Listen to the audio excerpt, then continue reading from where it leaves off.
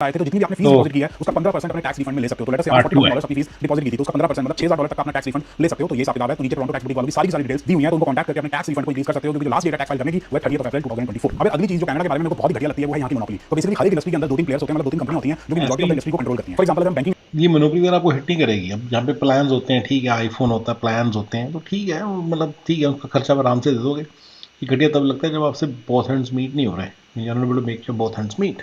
तो ये फंडा है, ये बेचारा बेचारा बेसिक्स से स्ट्रगल कर रहा है। तो मैंने सुना है कनाडा में काफ़ी लोग बेसिक्स के साथ स्ट्रगल करते हैं। वहाँ पे जो जैसे अमेरिका में सैलरीज इस तरह से बनी है कि आपके घर के खर्चे निकल जाते हैं।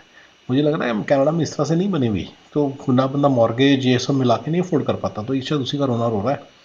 इतना बुरा हाल नहीं है। मैं फिर से कहता हूँ, खर्चे यहाँ यहाँ के जो इतनी बड़ी बात नहीं है, वो सारे हो जाते हैं। बहुत ज़्यादा है, काम बहुत ज़्यादा, यही प्रॉब्लम है इस कंट्री की, और कोई ज़्यादा बड़ी प्रॉब्लम नहीं है। और भी है, मैंने बता दी 5-6 प्रॉब्लम्स बताई हैं, लेकिन इसके अलावा नहीं कोई ज़्यादा प्रॉब्लम्स। मेन काम ही है।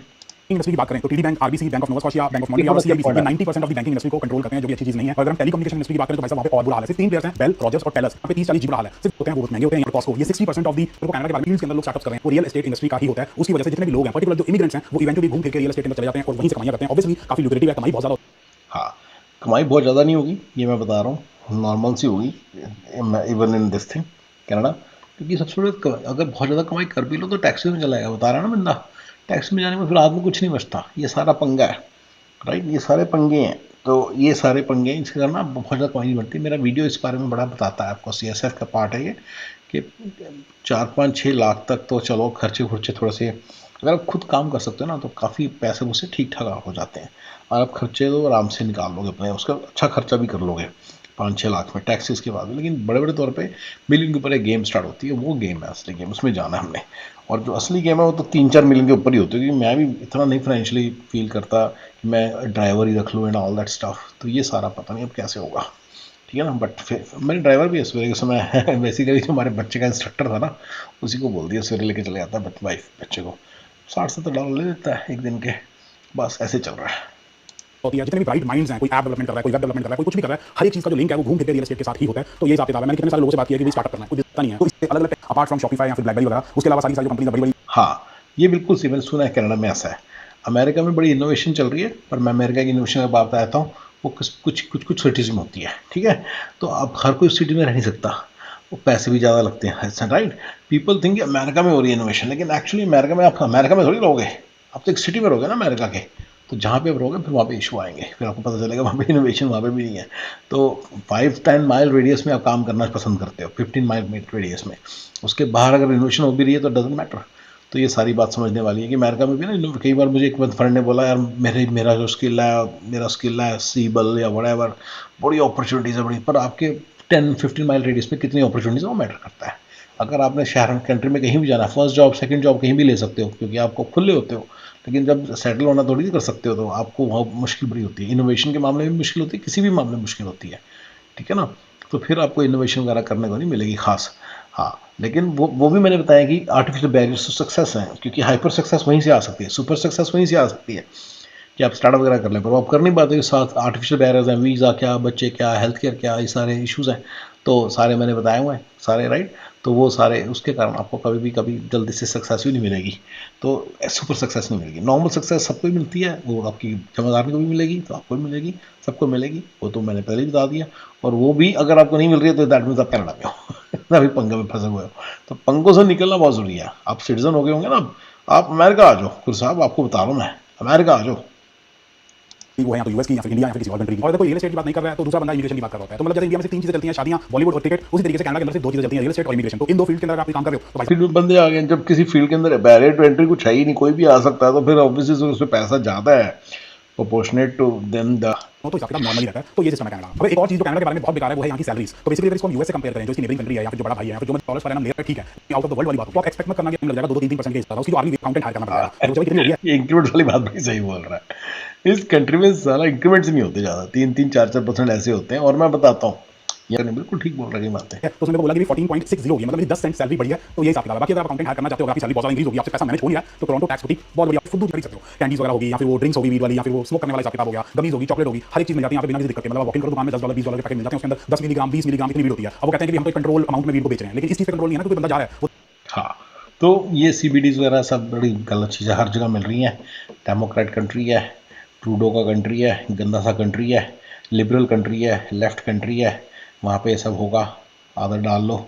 अब कई लोग कह रहे हैं, मान लो कोई हिंदू सिख ईसाई हैं या मुस्लिम हैं, वो कह रहे हैं जी हम वहाँ जाके बड़े खुश हो रहे हैं जी, हमारे मज़हब को हमें फ्रीडम दी। देखते हैं आपका मज़हब कितना बचता है, देखते हैं आपका धर्म कितना बचता है, देखते हैं आपका रिलीजन कितना बचता है, जब आपके बच्चों को ये वीड खिला देंगे। आपके बच्चों को अगर ड्रग्स की आदत पड़ जाएगी तो आप क्या क्या मज़हब बचेगा और क्या हिंदू धर्म बचेगा और क्या रिलीजन बचेगा, राइट। सभी मजहबों की बात हो रही है। तो मैं बताना चाह रहा हूँ कि इस कंट्री में जो आज़ादी दे रहे हैं ना डेमोक्रेट्स, ये साथ के साथ ले भी रहे हैं। साथ के साथ उनका पूरा प्लान बना हुआ है कि कैसे आपको चक्कर में घुमाना है। इस पर मैं कभी वीडियोस बनाऊंगा बड़े तगड़े, कि ये कंट्री ना ऐसे लगता है पता नहीं बड़ी आज़ादी देगा इस चीज़ में, लेकिन एक्चुअली ना घुमा रहा है आपको चक्कर में, आपको अपने चक्कर में घुमा रहा है। आपकी पहली जनरेशन आप तो फॉलो करते रहोगे, मंदिर भी जाओगे, गुरुद्वारे भी जाओगे, मस्जिद भी जाओगे, जो भी आप मानते जाओगे, लेकिन सेकंड जनरेशन कितना जाएगी वो बात करते हैं। लिख लो, तीसरी जनरेशन ना गे होगी। मैं सीधे ही बता दिया आपको। आप चाहे हिंदू हो, चाहे सिख हो, चाहे मुस्लिम हो, चाहे क्रिश्चियन हो, चाहे बुद्धिस्ट हो, जो मर्जी हो, बता रहा हूँ कुछ भी हो सकता है। आपकी तीसरी जनरेशन का कोई भरोसा नहीं है। हिंदू मंदिर मंदिर मस्जिद तो भूल जाओ, वो अगर आप भगवान तुम भूल जाओ, मान जाए मानेंगे, अगर वो नॉर्मल सीधे इंसान बने ना, इंसान लड़का बने, सीधा बंदा बने, तो भी बहुत बड़ी बात है। स्ट्रेट भी बन गए, बहुत बड़ी बात है, बहुत बड़ी बात है। I am telling you. आपकी तीसरी जनरेशन इतनी कम गारंटी है उसकी, ठीक है ना। तो इसलिए आप जरा समझिए, क्योंकि कंट्री चक्कर है, सबको घूमो, वो घूम रहा है चक्कर, चलाता तेजी से घूम रहा है, पता नहीं चल रहा, आप उस चक्कर में बस जाते हो, फिर आपको बच्चा फंस जाता है, फिर आपके बच्चे बच्चा कोई चांस ही नहीं है उस चक्कर से कोई निकल जाए, वो आपको नहीं समझ में आ रहा। उस चक्कर से निकलने का कोई चांस नहीं है आपका। भी क्रिमिनल एक्टिविटी नहीं की है, अगर वो 2.5 ग्राम या फिर उससे कम क्वांटिटी में होता है, जिसकी वजह से यार क्राइम बहुत ज्यादा इंक्रीज होता है। क्योंकि अगर किसी को इस चीज की लत लग जाती है और उसके पास पैसे वैसे नहीं है, तो वो क्रिमिनल एक्टिविटीज में इंडल्ज हो जाता है, लोगों को स्टैप कर देना, पैसे मांगना, लूटपाट करना, तो इसकी वजह से क्राइम इंक्रीज हो रहा है, वो कुछ नहीं हो रहा। अगर इंडिया के अंदर क्या होता था कि एक मैक्सिमम रिटेल प्राइस का कांसेप्ट होता था। अगर कोई पेप्सी की बॉटल है, अगर उसका एमआरपी 30 रुपीज है, तो कहीं पे भी आपको 30 रुपए से ऊपर नहीं मिलेगी। लेकिन यहाँ कनाडा के अंदर एमआरपी वाला कोई भी कांसेप्ट नहीं होता है। हो सकता है कि कोई चीज है जो वॉलमार्ट के अंदर $5 की मिल रही है, रियल कनेडियन सुपर स्टोर के अंदर वो $7 की लगी हुई है, और किसी कन्वीनियंस हो गए तो कई बार बड़ा टाइम वेस्ट होता है। तो इसलिए वैसी बात नहीं है, बिल्कुल सही कह रहा है। और ये सारा उनके सिस्टम का पार्ट है, आपको घुमा के रखने के। $5 की चीज़ 7 में मिल रही है, 10 में मिल रही है, 100 रुपये की भी मिल रही होती है, ये नहीं बता रहा है, इसने बोला नहीं है, 100 रुपये की भी मिल रही होगी कहीं ना कहीं वही चीज़, ठीक है ना। बहुत ही कॉमन है यहाँ पे, इसमें कोई शक नहीं है, बिल्कुल सही बता रहा है। और एमआरपी का कोई कॉन्सेप्ट नहीं है, लेकिन ये मेरे को नहीं लगता इतनी बड़ी प्रॉब्लम की बात है, ठीक है ना। हर चीज़ का एक सेट बन जाता है। जैसे हम, मेरे को पता है कौन सी चीज़ हम अपने घर की कॉस्को से लेते हैं, कौन सी चीज़ हम वॉलमार्ट से लेते हैं, कौन सी चीज़ टारगेट से लेते हैं, कौन सी चीज़ हमें पता है हमें कौन से कपड़े में मेसी से लेने हैं, कौन से कपड़े में इंडियन स्टोर से लेने हैं, इंडियन फैशन स्टोर से लेने हैं, कौन से कपड़े कौन सी सामान इंडियन ग्रोसरी से लेना है, वो सारी सिस्टम बन जाता है और वो आराम से अफोर्ड हो जाता है विदाउट एन इश्यूज़। मैं फिर से कह रहा हूँ, पैसे से जो चीज़ बेसिकली खरीदी जा सकती है, बस लेबर नहीं है। मटीरियल इज़ वेरी वेरी सस्ता ही है, कोई भी तरह का मटीरियल, चाहे खाना हो चाहे ना हो चाहे जो मर्जी हो, लेकिन जो लेबर है, जहाँ भी पीछे बिहाइंड द सीन्स लेबर काम कर रही है, यानी कि वर्क फोर्स है, वर्क इज वो बहुत महंगा बंद हो जाते हैं। मतलब अगर मैं वीकडेज की बात करूं तो 6 बजे, 7 बजे, 8 बजे सब बंद हो जाता है, रात हो जाती है, लोग घर चले जाते हैं, मैं भी सो जाते हैं। अगर वीकेंड्स की बात करूं तो भाई साहब तब तो और जल्दी चीजें बंद हो जाती हैं। 5 बजे सब बंद हो जाते हैं, किचन के अंदर बेस्ट बाय हो गया, फिर ज्यादातर जो स्टोर्स हैं 5 बजे सब बंद हो जाते हैं, सब अपने घर चले जाते हैं। छोटे शहरों की बात करूं तो वहां पे 4-4 बजे चीजें बंद हो जाती हैं। मतलब जब लोग सो के उठते हैं छुट्टी वाले दिन, तब तक सब कुछ बंद हो रखा होता है, तो बाहर जाने का कोई स्कोप ही नहीं होता। अब ये तो आप लोगों को पता ही होगा कि बहुत सारे कल्चर्स, बहुत सारी कम्युनिटीज यहाँ कनाडा के अंदर रहती हैं, लेकिन उससे रिलेटेड सबसे बेकार चीज मेरे को लगती है कि ज्यादातर जो लोग हैं ना, वो अपने कम्युनिटी के लोगों के साथ ही आना पसंद करते हैं। मतलब स्टोर्स यहाँ पे अमेरिका में इतनी जल्दी नहीं बंद होते, स्टार यूजली 8-9-10 बजे बंद होते हैं। ये मैंने सुना है कि यूके में प्रॉब्लम थी, 5 बजे सारे स्टोर बंद। अब ऑफिस से आए हो, आपका आते आते सामान लेके आना, नहीं आ सकते, अरे ये क्या टाइम है। तो स्टोर तो शाम को तो खुले होने चाहिए ना, जब दिन में तो लोग, तो ये सारी कंपनियां जो हैं मतलब उस तरह से करके यूके के अंदर सेट किया हुआ कि 5 बजे बंद होना है, सब बंद हो जाती हैं, कोई भी नहीं खोल के रखता। सेम फिर कनाडा में तो होगा, ये बता रहे हैं तो होगा। तो it's a very big nuisance होती है। पर फिर वीकेंड पे ऊपर सारा काम करते हो, और वीकेंड में भी 5 बजे बंद ऐसी है। अमेरिका में भी वीकेंड पे, संडे को जल्दी बंद होती है दुकानें, सैटरडे को टाइम से 9-10 बजे तक खुलती है, ज़्यादा तक खुलती है, फ्राइडे को भी अक्सर। तो दैट्स फाइन। सो इस कंट्री में प्लानिंग ऑर्गेनाइजिंग बहुत ज़्यादा चाहिए। गोरों की तो सेटिंग होती है, हमारी उतनी सेटिंग हो नहीं पाती, इसकी सेटिंग नहीं हो पा रही होगी।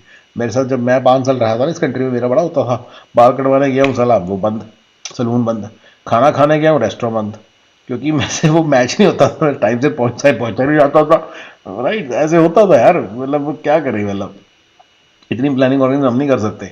कभी कोई वो जल्दी बंद, उनके आवर्स ऑनलाइन लिखे हुए, मैंने ध्यान नहीं दिया, मैं तो पहुंच गया और बंद था, ऐसे भी बड़ा होता था। दूसरी कम्युनिटी के लोगों के साथ मिक्स होना पसंद करते हैं, उनको पता नहीं क्या प्रॉब्लम होती है, मेरे को समझ नहीं आया। मेरे को तो ये बिल्कुल ऐसे सारे लोग अपनी अपनी कम्युनिटीज़ में रहते हैं, मैं नहीं समझता इतनी बड़ी बात है, सब लोग अपनी अपनी कम्युनिटीज़ में रहते हैं।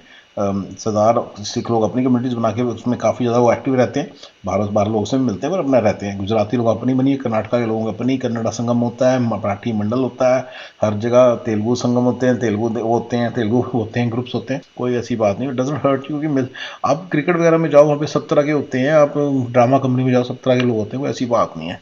इट डजंट हर्ट मी, मुझे लगता है this has not hurt me at least. तो मुझे नहीं लगता कोई बहुत बड़ी प्रॉब्लम है, और इतनी बड़ी ये नहीं कुछ करता कि बड़ा पंगा नहीं करता। It's not a big deal मेरे हिसाब से। ठीक।